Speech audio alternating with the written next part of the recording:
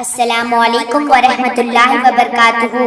آپ حضرات سے گزارش ہے کہ علم دین اور حدیث پاک کی برکتیں حاصل کرنے کے لیے ہماری یوٹیوب چینل ضیاء اسلام نیٹ ورک کو ضرور سبسکرائب کریں، اور اگر بیان پسند آئے تو لائک کریں، کمنٹ کریں اور دوستوں کو شیئر کریں۔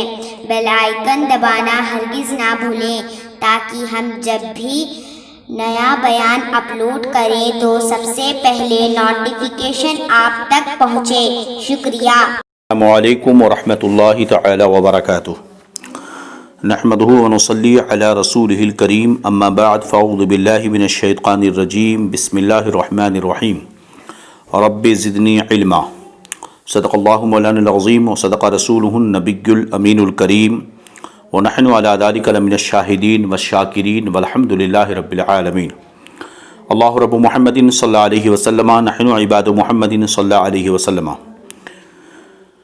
محبان گرامی، رفیقان محترم، مسلسل 6 اسباق گزر چکے جس میں ہم نے حدیث جبرائیل پر گفتگو کی الگ الگ پہلو سے،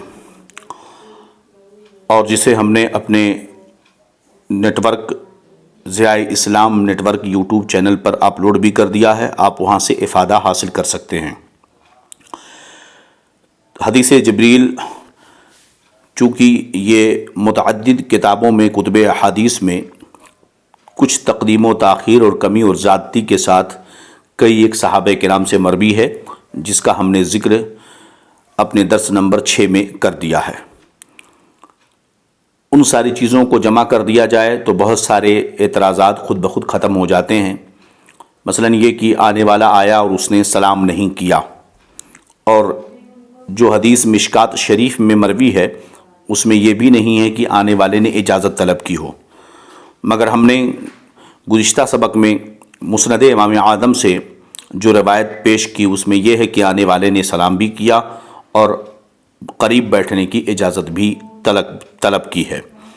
تو ان ساری صورتوں سے یہ معاملہ حل ہوتا ہے۔ اب یہاں پر چند ضروری باتیں ہم عرض کر دیں۔ نمبر 1، حضرت جبریل علیہ السلام اس خاص ہیئت کے ساتھ اجنبی بن کر کیوں حاضر ہوئے؟ چنانچہ مسلم شریف میں حضرت انس رضی اللہ عنہ سے مروی ہے کہ ہم لوگوں کو اس بات سے روک دیا گیا تھا کہ ہم حضور صلی اللہ علیہ وسلم سے سوالات کریں، اس لیے ہم لوگوں کی خواہش رہتی تھی کہ کوئی ذہین دیہاتی آ کر کچھ پوچھے اور ہم سنیں،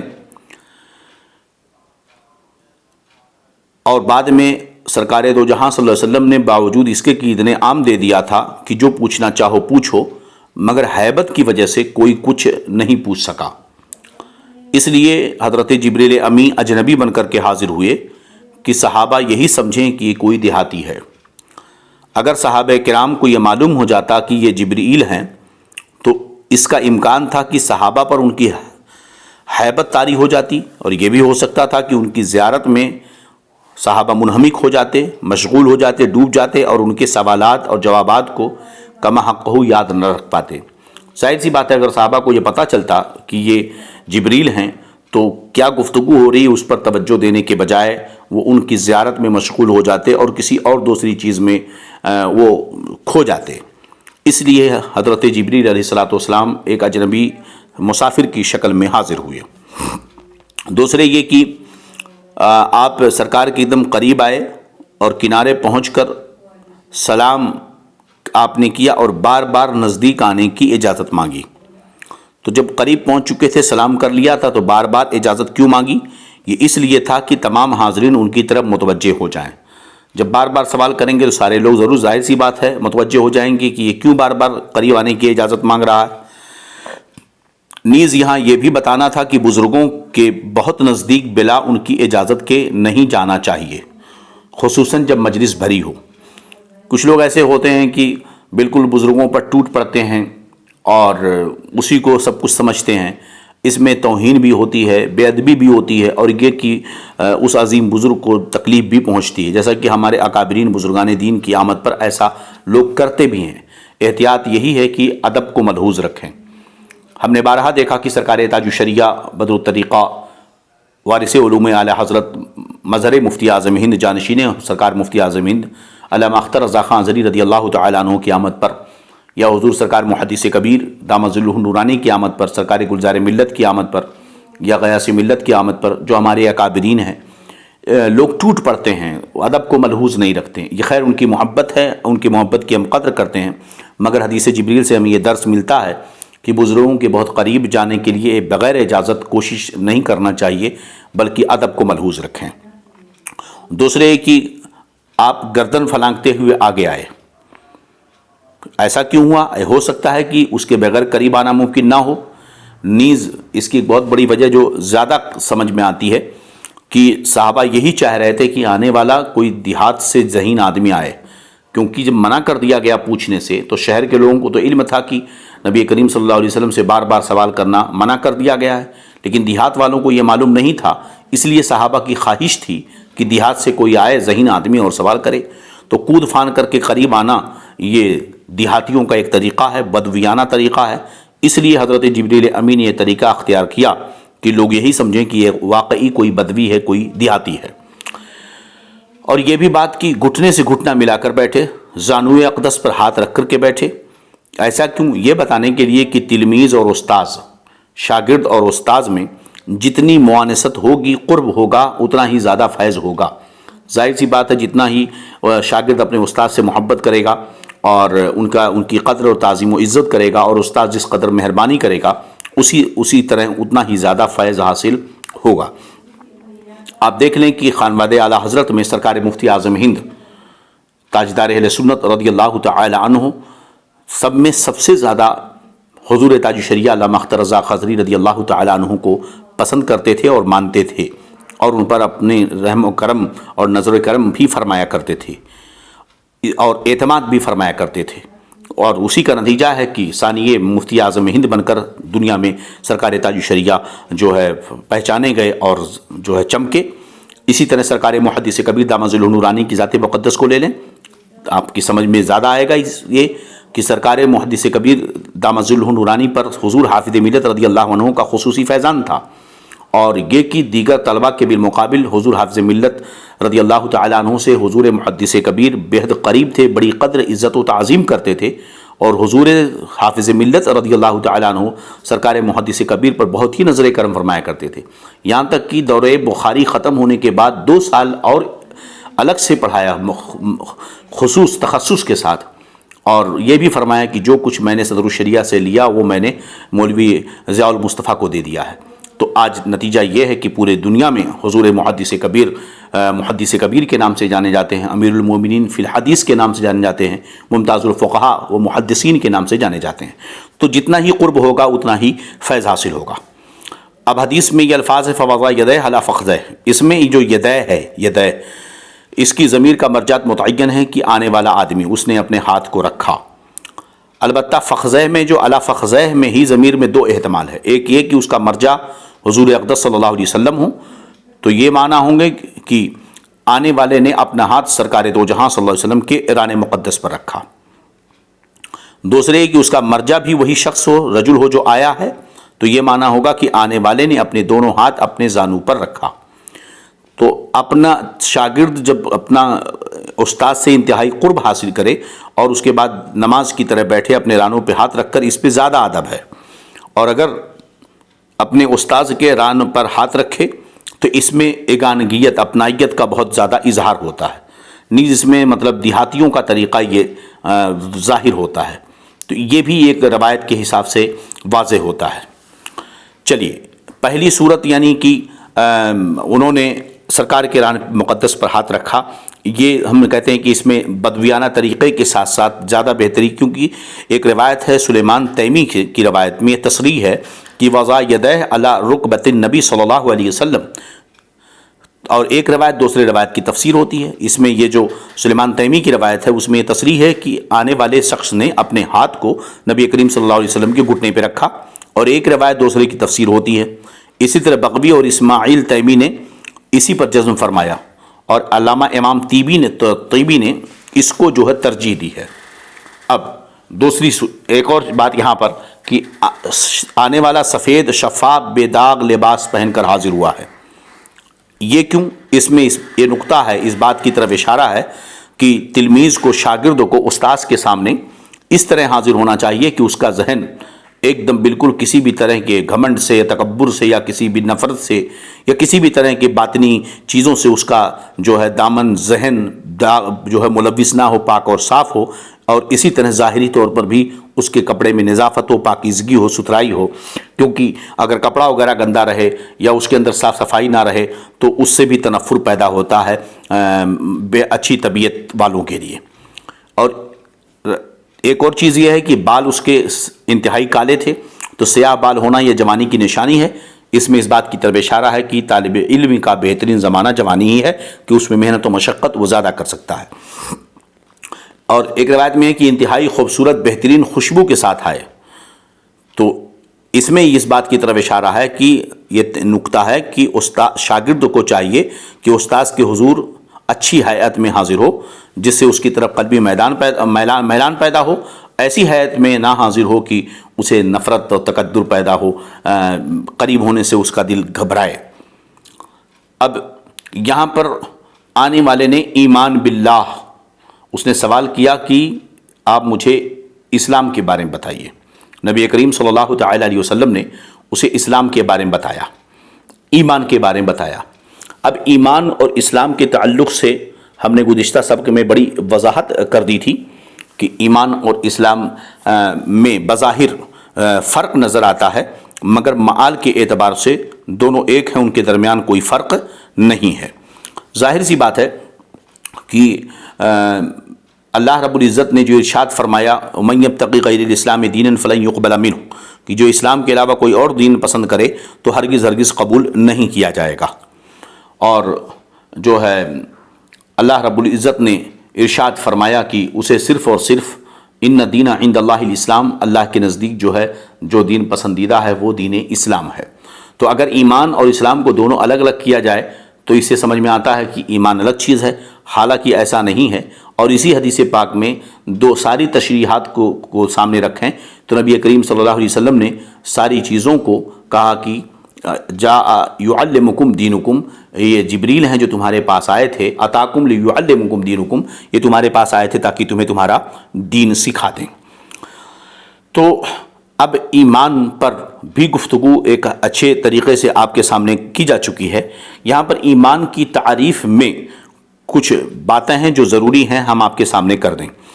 ایمان کے تعلق سے جو ذکر کیا گیا حضرت امام اعظم ابو حنیفہ رضی اللہ عنہ سے، کہ وہ کہتے ہیں کہ ایمان ان الایمان عمل القلب واللسان معا، کہ ایمان نام ہے دل کے عمل کا اور زبان کے عمل کا ایک ساتھ، یعنی عمل قلب اور عمل لسان دونوں کے مجموعے کا نام ایمان ہے۔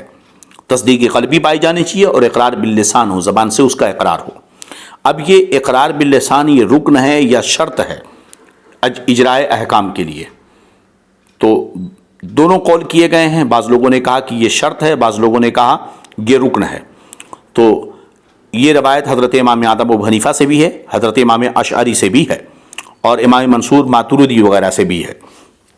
البتہ ایک قول ایمان کے بارے میں یہ کہا گیا کہ ایمان یہ دل کے فعل کا نام ہے، اور دل اور زبان کے فعل کا نام تمام جوارح کے ساتھ، یعنی تصدیق بالقلب، اقرار باللسان و عمل بالارکان، ان سب کے مجموعے کا نام ایمان ہے۔ یعنی دل سے تصدیق بھی چاہیے، زبان سے اقرار بھی ہو، اور اعضاء کے ذریعہ عمل بھی ہو، جس کی وہ تصدیق کر رہا ہے، جس کا وہ اقرار کر رہا ہے، اس پر وہ عمل کرتا ہو۔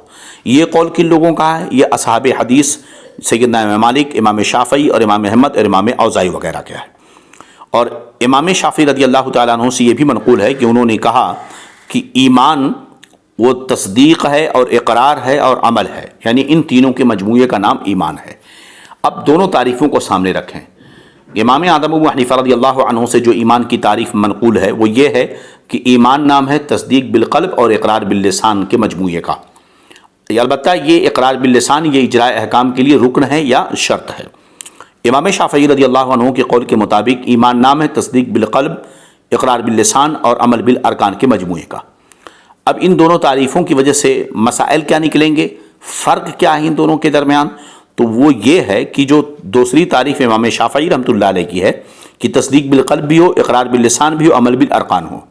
اب اگر کوئی شخص، اب یہاں پر مسئلہ متفرع ہوگا، نتیجہ ثمرہ یہ نکلے گا کہ اگر کوئی شخص تصدیق قلبی سے خالی ہو، یعنی دل سے وہ اسلام کو نہ مانتا ہو، تصدیق قلبی اس کے اندر نہ پائی جاتی ہو، تمام ضروریات دین کا وہ دل سے اقرار نہ کر، دل سے تصدیق نہ کرتا ہو، زبان سے اقرار کر رہا اور عمل کر رہا ہے، تو گویا کہ اس نے پہلی چیز چھوڑ دی۔ ایسا شخص منافق ہوگا جس کے اندر تصدیق قلبی نہ پائی جائے مگر وہ زبان سے اسلام کا اقرار کرتا ہو اور عمل بھی کرتا ہو، تو وہ منافق ہے۔ دوسری صورت یعنی اقرار باللسان نہ پایا جائے، تو ایسی صورت میں ایک آدمی کی زبان سے اقرار ہی اسلام کا نہیں کر رہا ہے تو یہ شخص کافر ہوگا۔ اور تیسری صورت یعنی تصدیق قلبی تو پائی جا رہی ہو، اقرار باللسان تو پایا جا رہا ہو، مگر تیسری صورت یعنی عمل بالارکان نہ ہو، تو ایسا شخص فاسق ہوگا۔ اب اس صورت میں فاسق جو ہوگا یہ خلود فی النار، ایک ہے، اب یہاں دو چیزیں اور سمجھیں، ایک ہے دخول فی النار، ایک ہے خلود فی النار، کہ اول وہلا میں جہنم میں داخل ہونا، اور ایک ہے کہ جہنم میں داخل تو ہو مگر ہمیشہ جہنم میں نہ رہے۔ تو ایک ہوا کہ ہمیشہ جہنم میں رہنا، تو جس کے اندر تصدیق قلبی نہیں ہے وہ ہمیشہ جہنم میں رہے گا، اور جس کے اندر تصدیق قلبی ہے کہ وہ تمام ضروریات دین کی دل سے تصدیق کرتا ہے، عمل سے اقرار باللسان کرتا ہے، تو اب ایسی صورت میں وہ جہنم میں ہمیشہ نہیں رہے گا۔ مگر اگر وہ عمل نہیں کرتا ہے تو جہنم میں داخل ہوگا۔ تو اگر تیسری صورت کی عمل بالارکان اگر اس کے اندر نہ پایا جائے تو یہ جہنم میں ہمیشہ رہنے سے نجات پائے گا، مگر جہنم میں داخلے سے رکے گا نہیں، کیونکہ جب وہ عمل نہیں کر رہا ہے تو جہنم میں ضرور جائے گا۔ اب تصدیق قلبی کا فائدہ یہ ہوگا کہ کفار و مشرکین کی طرح ہمیشہ وہ جہنم میں نہیں رہے گا، بلکہ وہ جنت میں ایک دن داخل ہوگا۔ اب یہاں پر ایک یہ ہوا کہ اگر ایمان کہیں عمل بالارکان، تصدیق باللسان، تصدیق بالقلب، اقرار باللسان اور عمل بالارکان کے مجموعے کا نام اگر ایمان ہے، اور عمل کو آپ ایمان کا رکن بنا دیں، تو بغیر عمل کے انسان مومن ہی نہ رہے گا۔ بغیر عمل کے انسان مومن، رکن تو وہی ہوتا ہے، جب رکن فوت ہوا یا شرط مان لیں، تو اگر رکن یا شرط فوت ہو تو شے کا وجود ہی نہیں ہوگا، تو وہ کیسے جہنم سے نکل سکتا ہے؟ تو یہاں پر ایک جو ہے اس کی وضاحت و تشریح یہ ہوگی کہ ایمان جو ہے کبھی کبھی بولا جاتا ہے ایمان اصلی کے معنی میں، اور کبھی بولا جاتا ہے ایمان کامل۔ ایمان کا اطلاق کبھی آتا ہے اصل ایمان کے معنی میں، اور کبھی آتا ہے ایمان کامل کے معنی میں۔ اصل ایمان جیسے کہ نبی کریم صلی اللہ تعالی علیہ وسلم نے اسی حدیث جبریل میں فرمایا، حضرت جبریل علیہ السلام نے پوچھا ایمان کیا ہے؟ تو فرمایا ان تؤمن باللہ و ملائکتہ و کتبہ و رسولہ الی آخر الحدیث۔ تو یہ ہے اصل ایمان۔ حدیث جبریل میں جس ایمان کی وضاحت نبی کریم صلی اللہ علیہ وسلم نے فرمائی وہ اصل ایمان کی ہے۔ اور کبھی ایمان آتا ہے ایمان کامل کے معنی میں، یعنی وہ تصدیق قلبی جو عمل کے ساتھ ملی ہو، جیسا کہ وفد عبد قیس والی حدیث میں ہے کہ ان لوگوں نے آ کر کے پوچھا کہ ہمیں ایسی چیزوں کا حکم دے دیجئے تاکہ ہم اپنے پیچھے نخبر و من وراءنا، جو ہمارے پیچھے ہوں ان کو ہم بتا دیں اور ہم جو ہے جہنم سے بچ جائیں، ایمان پر قائم رہیں۔ تو نبی کریم صلی اللہ علیہ وسلم نے فرمایا ان تشہد ان لا الہ الا اللہ، تم گواہی دو کہ اللہ کے علاوہ کوئی معبود نہیں۔ امرہم بالایمان باللہ وحدہ، نبی کریم صلی اللہ علیہ وسلم نے انہیں ایک اللہ پر ایمان لانے کا حکم دیا۔ تو سرکار نے پوچھا کہ کیا تم جانتے ہو کہ ایک اللہ پر ایمان لانے کا مطلب کیا ہے؟ تو وفد عبد قیس نے کہا اللہ اس کے رسول بہتر جانتے ہیں۔ تو نبی کریم صلی اللہ علیہ وسلم نے اس کی وضاحت فرمائی۔ تو یہ جو وفد عبد قیس میں جو ایمان کی وضاحت سرکار نے فرمائی وہ ایمان کامل کی ہے، یہ ایمان کامل کے معنی میں ہے۔ اب اس کے بعد یہ وہ ایمان، نبی کریم صلی اللہ علیہ وسلم کی ایک حدیث جو سرکار دو جہاں صلی اللہ علیہ وسلم نے فرمایا لا یزنی الزانی حین یزنی وہو مؤمن ولا یسرق السارق حین یسرق مؤمن، زانی جب زنا کرتا ہے مومن نہیں ہوتا، چوری جب چوری کرتا ہے تو مومن نہیں ہوتا۔ تو اس حدیث پاک میں بھی جو نفی کی گئی کہ چور جب چوری کرتا ہے مومن نہیں ہوتا، یعنی چوری کرنے والا مومن نہیں ہوتا، یہاں ایمان کی نفی کی گئی ہے۔ تو یہاں پر وہی ایمان کامل کی نفی کی گئی ہے، ایمان کامل کی، یعنی مومن کامل نہیں ہوتا۔ یا ایک مطلب یہ ہو سکتا ہے کہ اتنی دیر تک ایمان ان سے سلب ہوتا ہے پھر لوٹ آتا ہے۔ اب گویا کہ یہاں پر جو اختلاف ہوا یہ اختلاف لفظی ہو گیا، اختلاف لفظی ہو گیا۔